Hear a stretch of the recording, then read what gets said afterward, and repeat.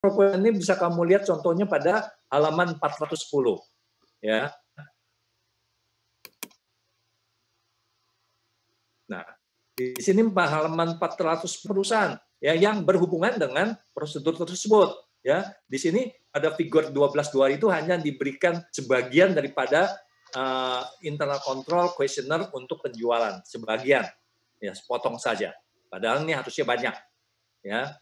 Nah, itu ada jawabannya. Jawabannya yes, no, atau NA. NA itu tidak ada, not available. Istilahnya NA itu adalah not available, maksudnya prosedur ini memang nggak ada di perusahaan tersebut. Ya, remark itu adalah catatan, ya. Nah, inilah yang harus dokumen-dokumennya harus disimpan, di filing oleh si auditor, ya. Oke, kemudian evaluasi pelaksanaan pengendalian intern, ya. Bagaimana evaluasinya ini? Evaluasi pelaksanaan pengendalian intern, ya. Satu itu memperbarui update dan evaluasi pengalaman auditor sebelumnya dengan perusahaan, ya, dengan perusahaan ini, ya. Jadi kalau perusahaan auditor itu sudah pernah audit perusahaan tersebut, tinggal dia update aja. Ini internal control itu masih berlaku atau tidak sih pada tahun sekarang, ya. Ya. Kemudian mengajukan pertanyaan kepada karyawan klien, memeriksa dokumen dan catatan, mengamati aktivitas dan operasi, ya.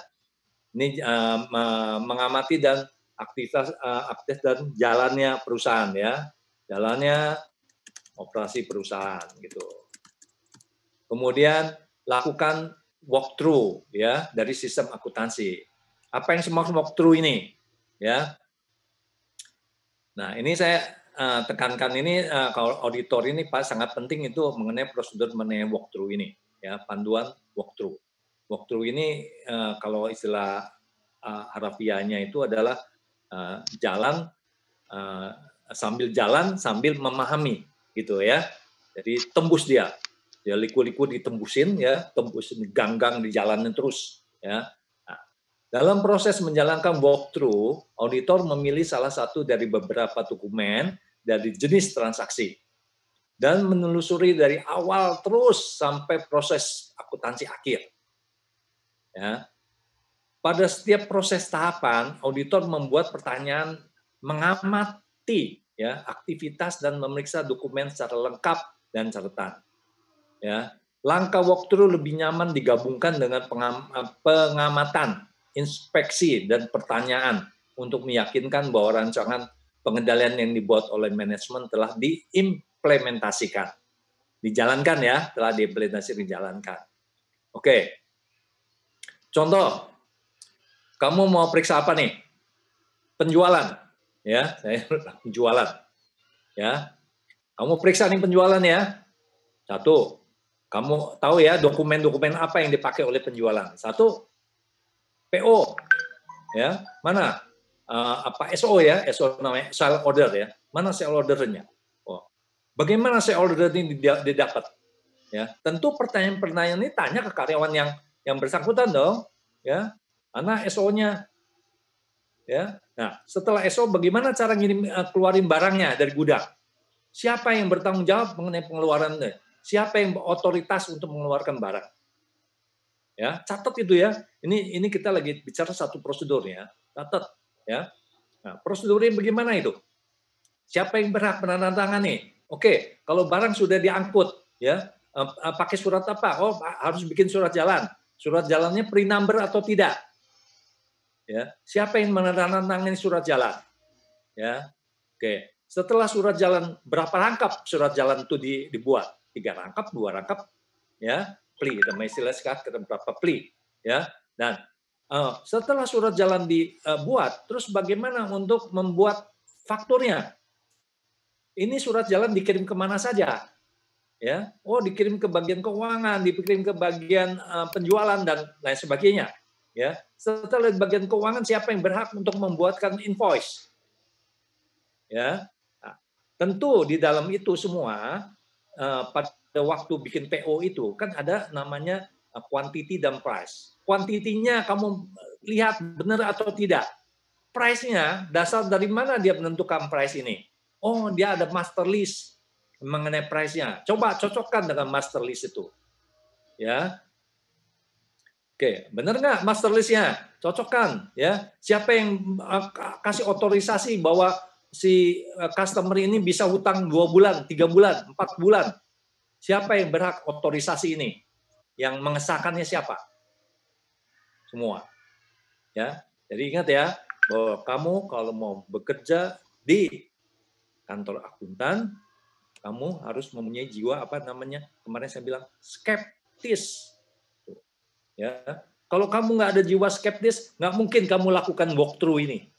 Ya, walkthrough ini adalah kita mau menyingkap semua prosedur, satu prosedur ini secara detail, satu persatu. Ya, tapi bukan semua transaksi ya saya bilang ya. Ini hanya kamu sampling aja beberapa transaksi, kamu muterin aja ya siklus ini dari apa PO sampai buat surat jalan sampai buat invoice sampai dari invoice ke penagihan masuk uangnya. Nah, itu semua satu siklus. Belum lagi pembelian, belum nanti pembayaran membeli barang, tiket dan lain sebagainya. Itu namanya walkthrough. Oke, ya. Jadi di sini dikatakan apa langkah lebih nyamannya pada waktu kamu lakukan walkthrough, kamu juga lakukan pengamatan, inspeksi, ada pertanyaan ya. Ini ya. Ini kan semua dokumen-dokumen kan yang kamu pelajari chapter 7 ya. Oke. Sekarang menilai risiko pengendalian. Ya. Ini kan tadi udah ya, itu yang nomor 1 ya, memperoleh dan mendokumentasikan. 2 adalah menilai risiko pengendalian. Bagaimana cara menilai risiko pengendalian? Ya. Jadi setelah memperoleh pemahaman, ya kita kan udah paham nih, oh si manajemen udah kasih saya begini, terus udah saya pahami, ya ingat ya, pahami ya, jangan kasih udah taruh aja disimpan, ya dipahami, ya lihat dulu benar nggak dilaksanakan dan lain sebagainya, ya setelah memperoleh pemahaman atas pengendalian intern, kalian sebagai daripada penilaian atas risiko salah saji material. Ya, jadi risiko-risikonya ada di mana yang bisa menimbulkan salah saji material. Ya, penilaian T adalah ukuran harapan dari auditor bahwa pengendalian intern akan mencegah, pengendalian intern dapat mencegah ya terjadinya salah saji material. Atau jika itu terjadi, maka akan mendapat deteksi dan diperbaiki. Nah, ini kan fungsi daripada internal control kan untuk mencegah terjadinya salah saji material, atau jika itu memang terjadi maka dapat deteksi dan diperbaiki atau ditangkap orang yang melakukan yang manipulasi gitu ya. Nah, resikonya ada di mana nih? Nah, titik awal untuk kebanyakan auditor adalah menilai pengendalian pada level perusahaan. Jadi lihat dulu ya, sebelum kita melihat siklus akuntansi tadi ya, siklus akuntansi penjualan tuh kan, PO, kemudian surat jalan, invoice bank, itu kan transaksi itu ya siklus akuntansi. Tapi di sini pada waktu penilaian risiko kamu di dalam teori ini ya mensarankan auditor untuk melakukan pengendalian pada level perusahaan. Jadi jangan pada level transaksi dulu. Ya, pada level perusahaan, ya. Oleh sifat mereka, pengendalian level perusahaan seperti kebanyakan dari unsur tersebut mengandung apa ini?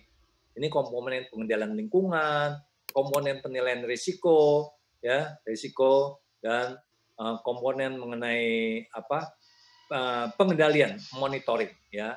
Ini sudah saya bicarakan di chapter 11, ya. Jadi di sini kita harus menilai dulu bagaimana pengendalian pada level perusahaan. Ya. Level perusahaan itu apa? Yaitu pengendalian mengenai lingkungan, penilaian risiko dan komponen pengendalian itu sendiri, ya, monitoring. Jadi mempunyai pengaruh menyeluruh atas jenis utama transaksi dari siklus transaksi. Jadi maksudnya di sini ingat ya, di chapter 10 itu ada gambaran seperti payung itu ya, payung. ya. Jadi